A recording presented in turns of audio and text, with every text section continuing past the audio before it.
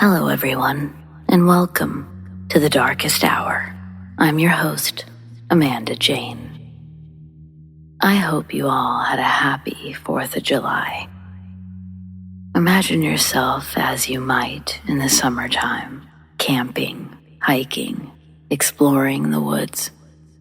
For some, you may not even have to leave your own property to experience nature at its most dense and sometimes its most ominous. We anticipate serenity while out in the forest. The calmness that is nature is what often draws us there. But to be enveloped in an almost unsettling stillness, the kind that as you tread deeper makes you realize it's anything but an ordinary, calm silence. You're entering some sort of unknown territory. Despite this feeling, maybe you decide to stay or keep going, making camp for the night. A night soon filled with unimaginable sounds.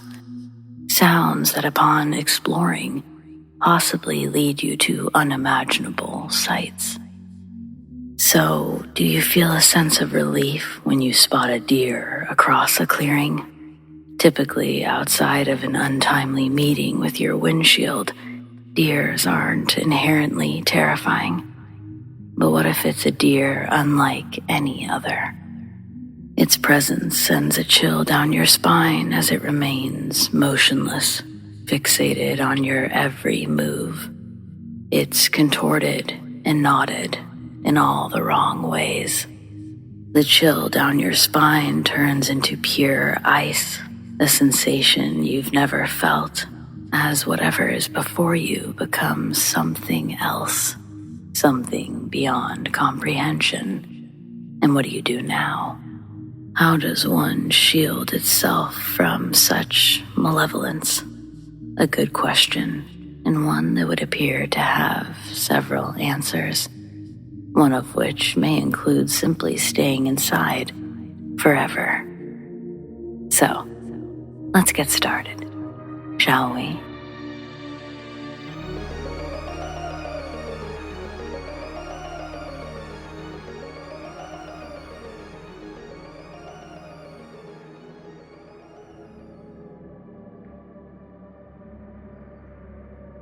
There's a wooden cross on the bend of a 2-lane highway just before taking the exit to my small town.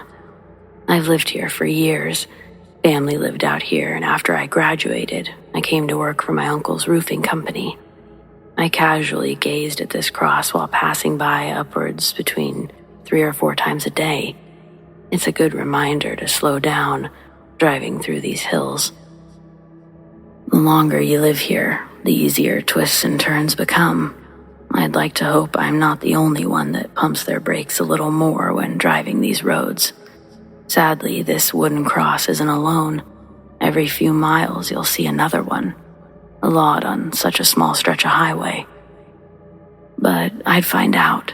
The crosses aren't at all an accurate depiction of the deaths that have happened. And while many of these are from driving under the influence, other accidents have had us scratching our heads when reading about them on our police department's Twitter account. Since I moved out here, I never liked driving on our highway at night. To easily sum it up, it's a twisty, thin road with a lane for east and a lane for west, divided by a thin yellow line.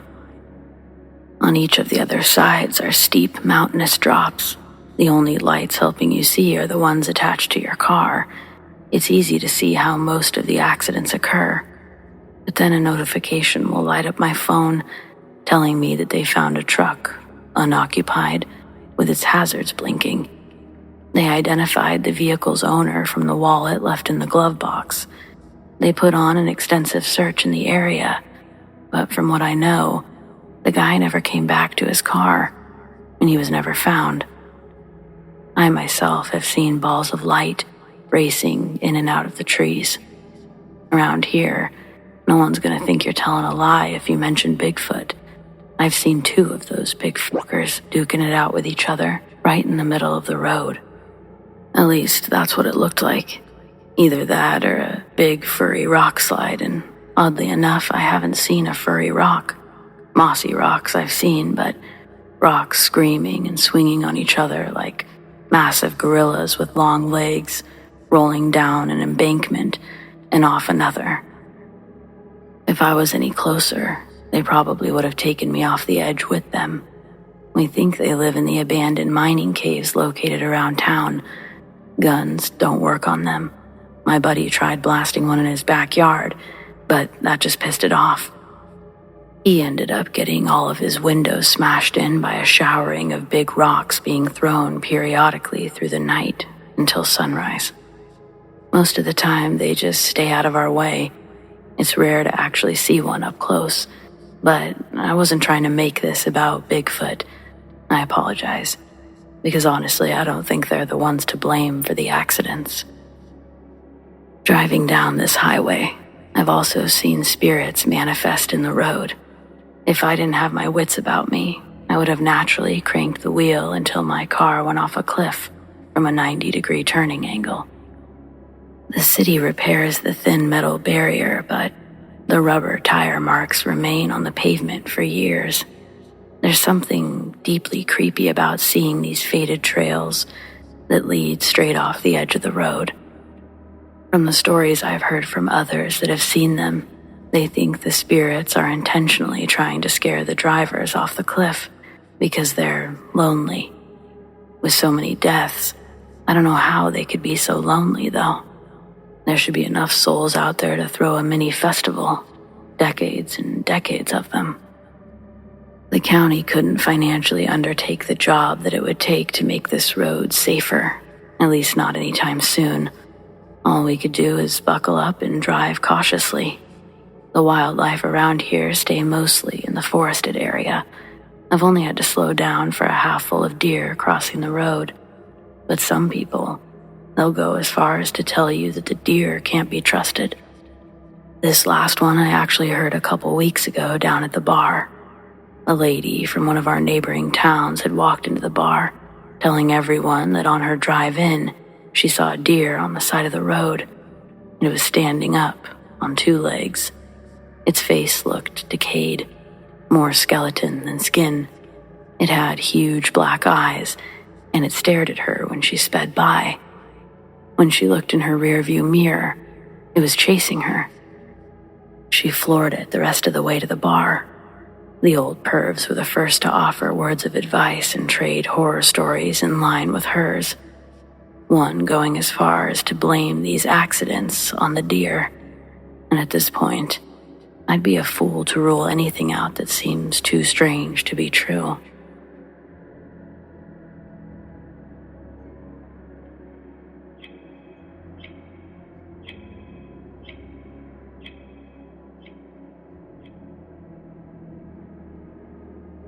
In the 50s, my dad was 12 and living in South Jersey. They were poor, so he would often go fishing in the marshlands. One day he set out his lines, laid under a tree, and fell asleep. When he woke up, the sun was setting, so he got his stuff and started back. On the way, he heard a deer suddenly cry out in pain. It sounded like it was being ripped apart, and the noise was coming from just off the trail ahead.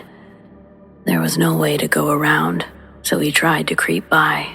When he came adjacent to the sound, he looked through the trees to see a goat-headed creature crouched over a deer carcass. As if sensing his presence, it stopped eating, looking right at my father. Then, it stood on its hind legs and stretched its enormous wings wide. Dad ran home in a blind panic, and my grandparents didn't believe his story. Instead, he was given extra chores for falling asleep and lying.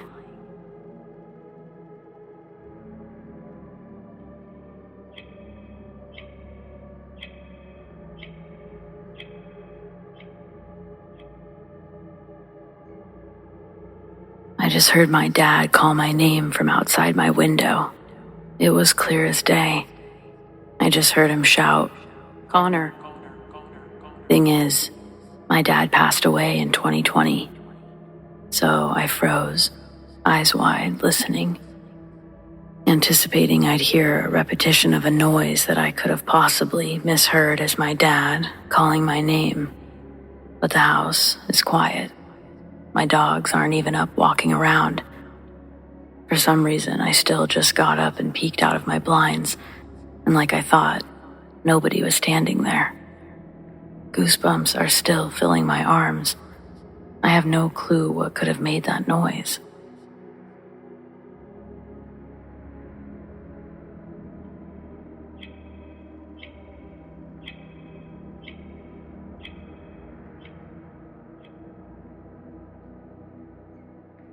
In 2016, I went on a week-long camping trip in Mississippi. I had just spent the prior week in Alabama, and needless to say, there was more hiking involved here. I spent 2 full days hiking deeper into the woods before setting up my permanent camp in a small clearing. I've been going on solo trips since I was 17, and this was supposed to be an easy one. No caves or mountains to explore, just a relaxing week in the woods with my fishing pole. Everything was going great until night 4, when I heard something walking around my camp's perimeter, just out of the firelight. I tried to stay calm and pretend not to notice because it was something on 2 legs, and that usually means people. But its stride sounded off, almost like a very heavy person trying to tiptoe, yet not quite that. Mostly, I just felt in my bones that something was the bad kind of wrong about it. All my years in the woods, and I'd never heard anything sound quite like that. It gave me chills. Besides, if there was another person this far out in the middle of nowhere, and they were sneaking around my camp, they weren't friendly.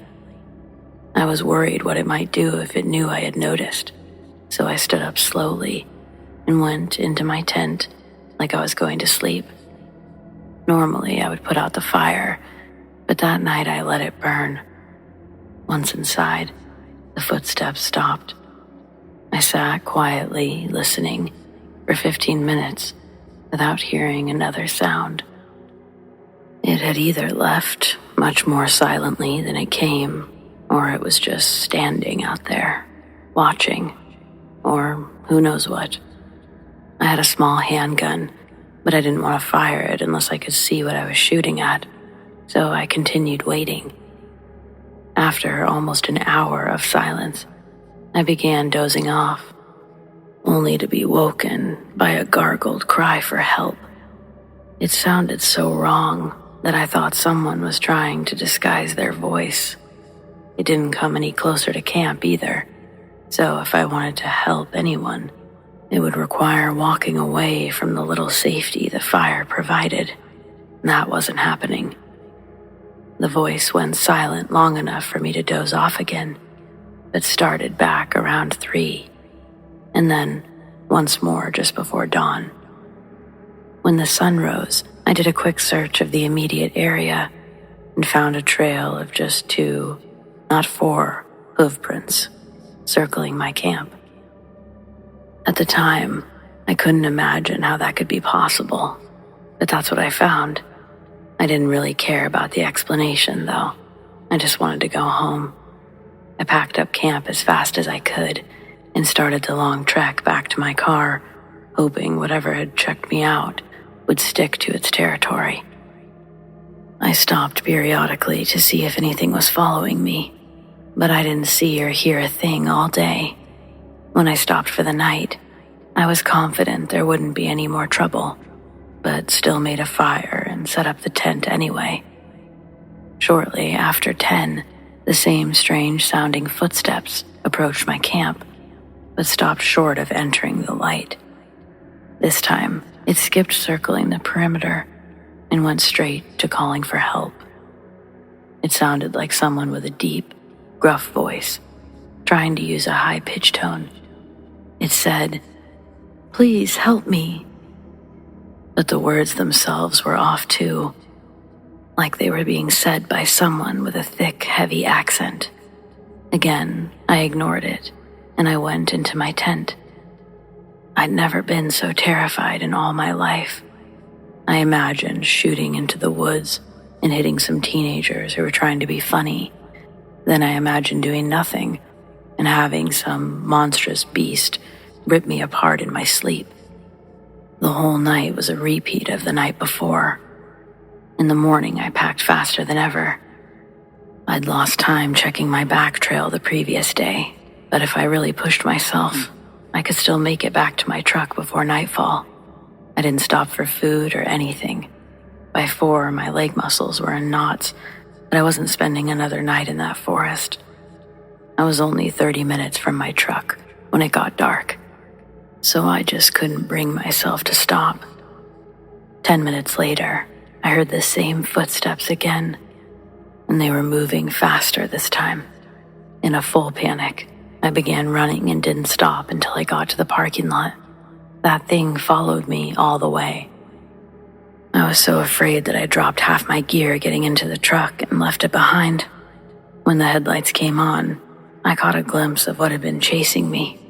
It was partially concealed behind the trees, but I saw a giant deer standing on its hind legs, staring right at me. As I began to reverse, it went down on all 4s and darted back into the forest. I haven't actually been camping since that experience, not even in places I'm familiar with. I don't know what that thing was, but I know it was pure evil.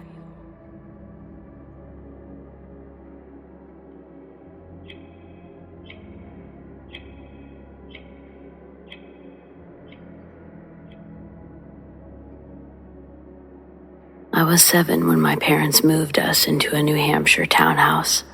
My brother, David, was 5. We made friends with a little girl around the same age and thought she was a neighbor. We'd play in my room or in the backyard, but anytime our mom came around, the girl disappeared.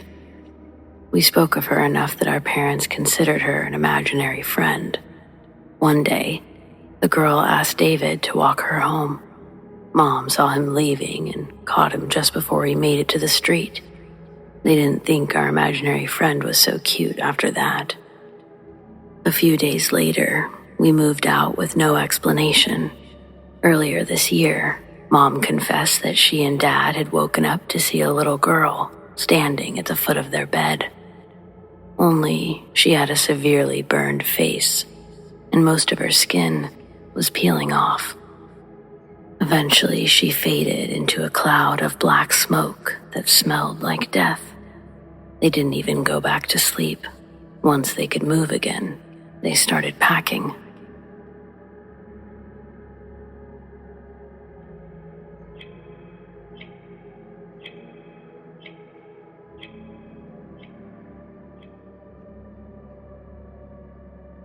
A UFO crashed in the Spokane Valley on June 24th, 2024.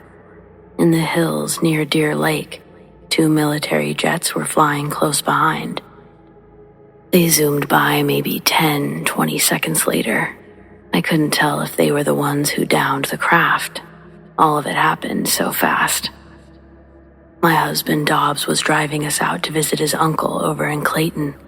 Then, a silver object in the shape of a sideways teardrop appeared to burst out of a flash of light. It moved in the direction that the big end was on. At the thin, pointed end, it was swinging in a figure 8 pattern. Then we saw it fall behind a hill. We knew there was only ground past that hill. Then the jets flew by. Ignoring my wishes not to go look for the crash, Dobbs hit his blinker and changed course, and gives me the task of calling his uncle to tell him we'll be late, then to call the newspaper. By the time we got anywhere close to where it landed, big army trucks blocked the roads leading there. For our safety, I'll use the name B when I refer to our daughter-in-law. B works for a local paper in or around the Spokane Valley. She told me that multiple people called in from Ponderay to report the crash. Most of their stories were the same, and none of them ended with any more information. The big trucks surrounded that town, blocking off the roads to and from for over an hour.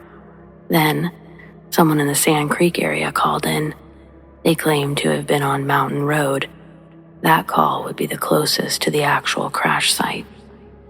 The man called in to talk about what they'd seen.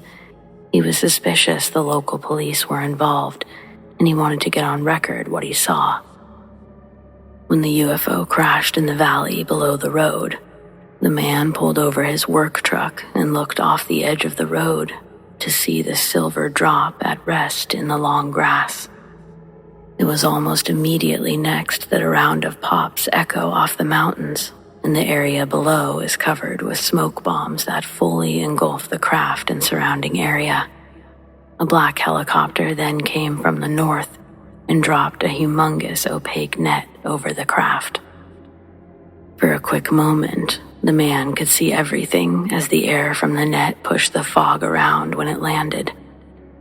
He told B that just before everything was covered again by the gray cloud of smoke, he saw a tall, bell-shaped creature form out of thin air in front of the soldiers that were approaching the crash site on foot.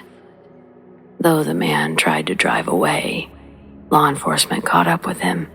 He was detained, and all of his belongings were confiscated. His camera, journal, even his phone were taken. After the reports started coming into the office, so did 4 men from the government. They threatened B and the rest of the staff that were there that day to dispose of the story, or they themselves would be disposed of, along with the building itself.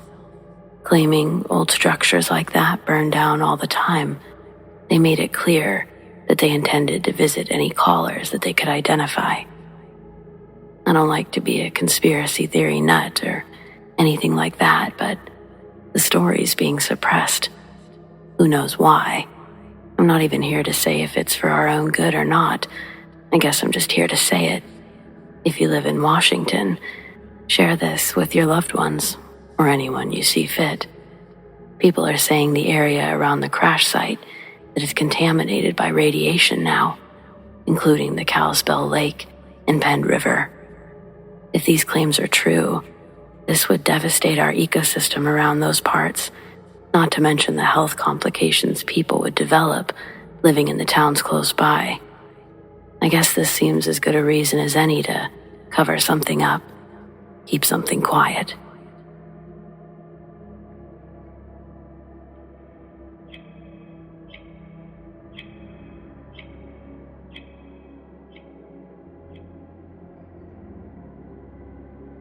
We had a pretty big grizzly bear that would wander onto our property from time to time.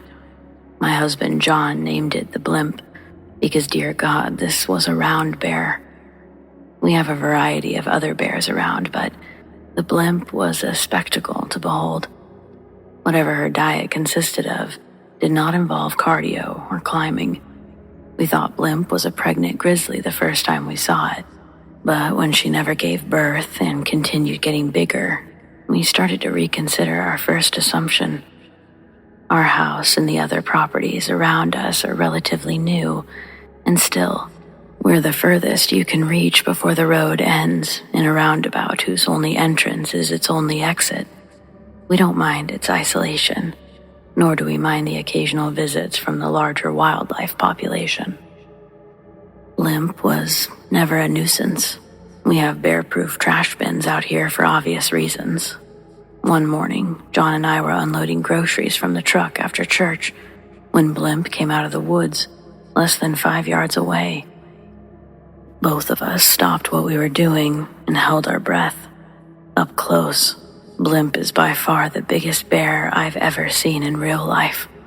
She was so large that her walk was more of a waddle as she scooted by. She didn't even look in our direction. She must have seen we were there, but she couldn't have cared less about our presence. John dove into the back seat as I jumped into the passenger seat, and we slammed the doors of the truck. Then we watched Blimp continue through the tree line out our front yard. I think Blimp might have been one of the grizzlies that I could have possibly outrun, at least endurance-wise. Though, thankfully, my bold theory never had to be tested. Blimp was a chill bear. I'm sad to say, however, that this story breaks my heart before terror sinks in. One evening, near the end of last year, John went out to get firewood. It was a task that he did regularly, but this night, he'd return with tragic news that Blimp had been killed. It was heartbreaking. Both of us are big animal lovers, and we'd really grown accustomed to having Blimp around. Surely an animal that size did not have predators. She wouldn't have been able to grow so plump otherwise. I asked if it looked like she'd been shot. Was it possible one of our neighbors didn't have such a passive relationship towards a giant grizzly waddling through? John says no. He's white as a sheet. As he tells me, the scene he came across was much more troubling than an accidental or even intentional killing by anything he could think of. And certainly, a gun was not responsible for this carnage. A ways beyond the grassy part of the backyard, there's a long pathway starting at the bushes by the tree line. This leads to another small clearing in the forest. There, we have a chopping block made from an old stump and a beautiful fire pit that John welded himself.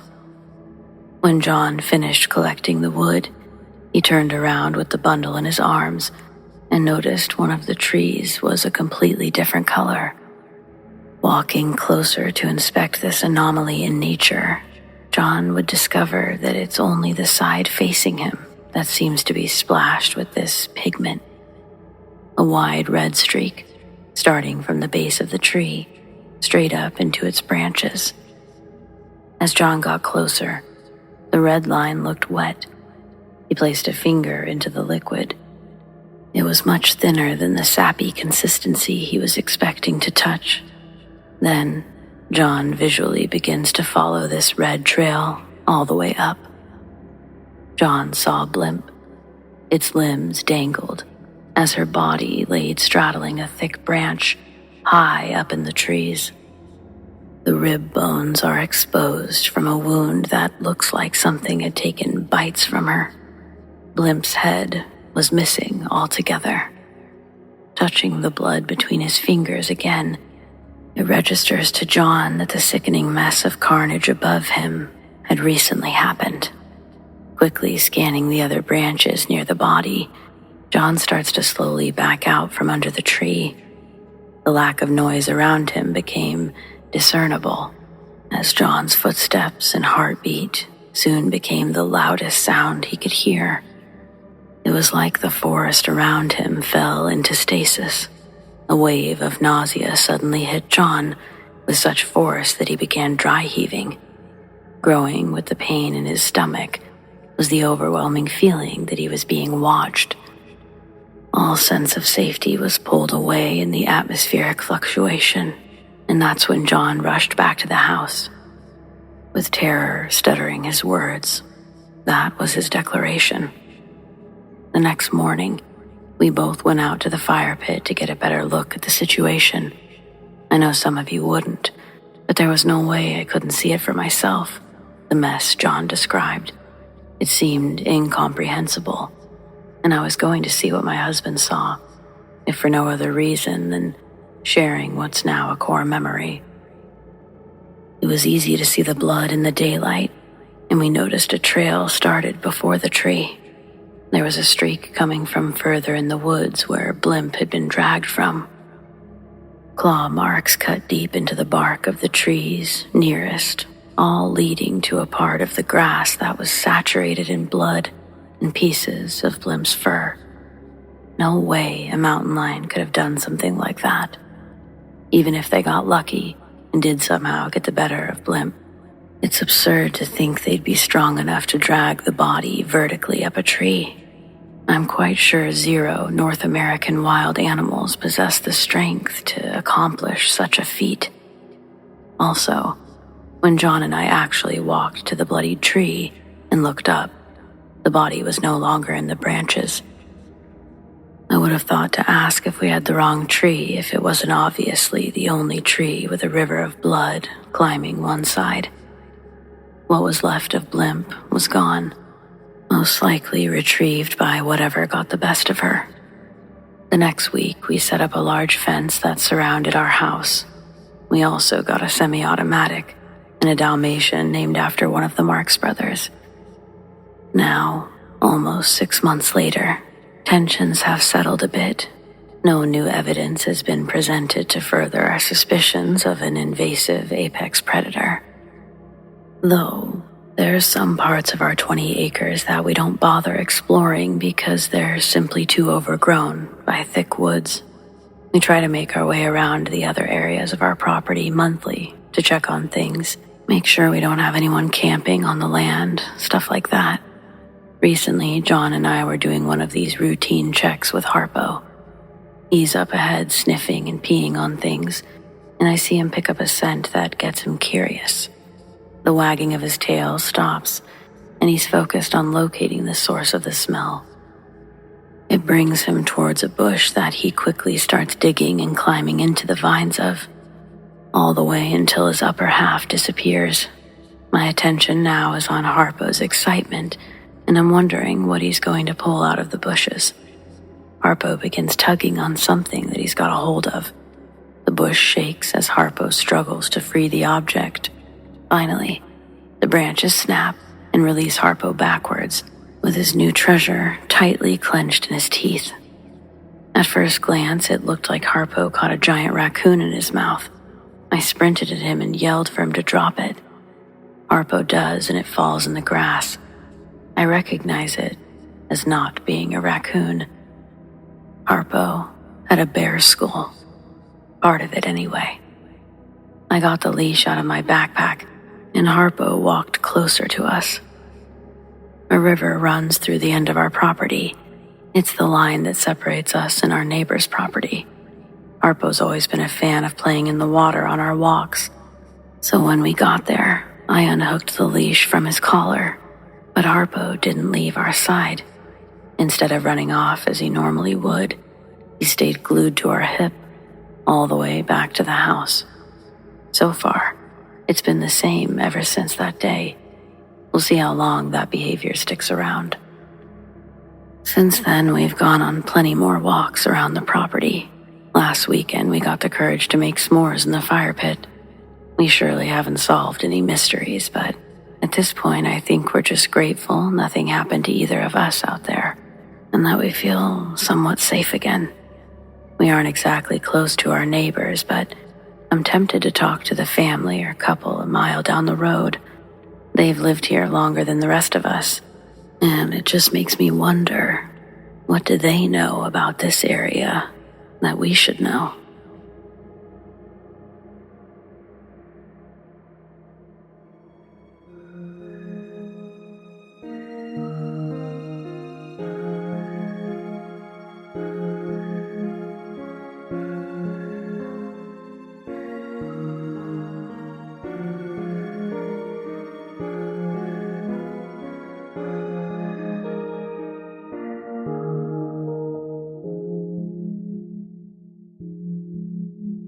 Well, friends, it appears we've reached the end of tonight's episode.